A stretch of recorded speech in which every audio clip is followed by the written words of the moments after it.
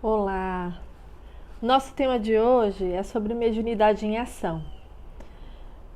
O mediunidade é um tema vastíssimo dentro da doutrina espírita.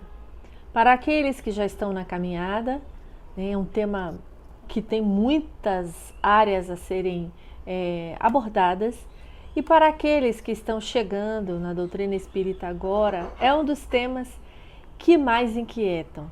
O que é essa mediunidade? A mediunidade ela é uma capacidade inerente ao ser. Isto quer dizer que todos nós temos mediunidade. Possuímos essa capacidade dessa intermediação entre o mundo sutil e o mundo corpóreo. Alguns se apresentam com uma mediunidade mais ostensiva, ou seja, mais preemente, todo mundo consegue identificar de imediato. Outros, uma mediunidade mais intuitiva, ainda em alguns não tão desenvolvida. Mas todos os seres têm a mediunidade, porque ela não é uma capacidade do corpo físico, ela é uma capacidade do espírito, que já vem, seria o nosso sexto sentido para alguns compreenderem.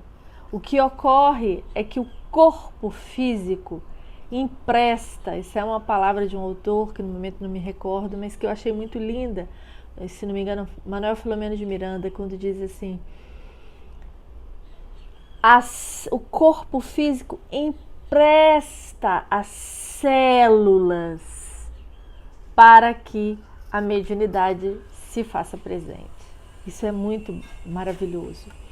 Então, considerando que todos nós somos médiuns, o fato desse conhecimento já poderia nos trazer uma tranquilidade maior. Mas ainda muitos têm medo da mediunidade, como se ela trouxesse malefícios, comprometimentos. De fato, o médium, ele é um ser comprometido. Nós, seres encarnados, temos que ter esse compromisso com a nossa encarnação. A mediunidade é essa capacidade, para aqueles que têm de forma ostensiva, uma possibilidade de agir, de colocar essa mediunidade em ação. Quando falamos do tema, pensamos em ação, não vamos pensar a ação apenas na casa espírita. Porque uma vez sendo médios, nós somos médios dentro da casa espírita e fora da casa espírita. Você acorda e dorme com a sua faculdade. Não há como desligá-la. É uma necessidade que você tem, então, de conhecimento para você aprender a lidar com essas questões, principalmente as pessoas que apresentam de forma ostensiva. Quando eu falo de forma ostensiva, nós temos aqui a visão, a audição, né, a clareaudiência, a psicofonia. E para aqueles outros que não manifestam, a psicografia também, e tem muitas outras, efeitos físicos, isso nós temos algumas facetas dessa mediunidade. Mas o principal entendimento que eu gostaria de conversar com vocês hoje é sobre a responsabilidade desse médium.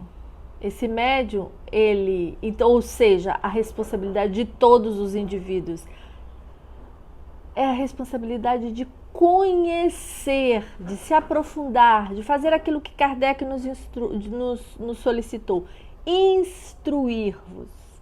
O que é instruir-vos? É buscar o entendimento, porque essa faculdade, essa capacidade inerente ao indivíduo faz com que ele se torne um ser mais responsável, né?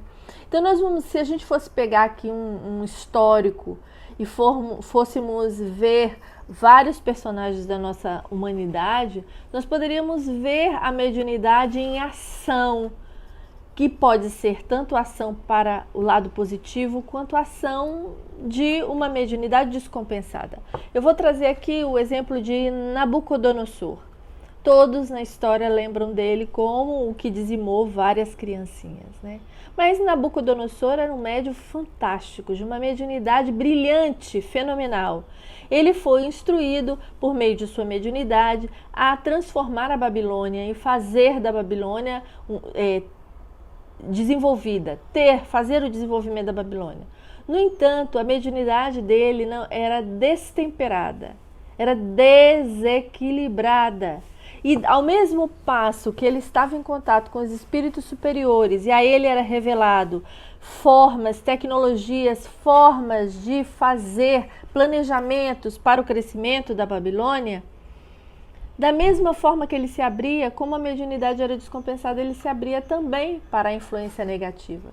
E conta-nos nos livros que ele chegava ao ponto de tamanha obsessão, subjugação, na verdade, que ele comia capim, ele se percebia como animal e fazia coisas, atrocidades, nesse desvario da mediunidade, tanto que mandou dizimar inúmeras criancinhas. Então nós podemos, nesse episódio, ao mesmo tempo, um outro personagem da história maravilhoso, brilhante, Joana d'Arc, médium fantástica também, com uma mediunidade. Ela guiou o exército francês na Guerra dos 100 Anos e ela, com esse intercâmbio, com essa estratégia que ela possuía de orientação, porque ela tinha uma ampliação da visão e ela levou a França à vitória. Mártir, né? Então, de tantos outros, nós podemos mais os nossos contemporâneos, Chico Xavier, Divaldo Franco, são médiuns que se colocam aí em ação.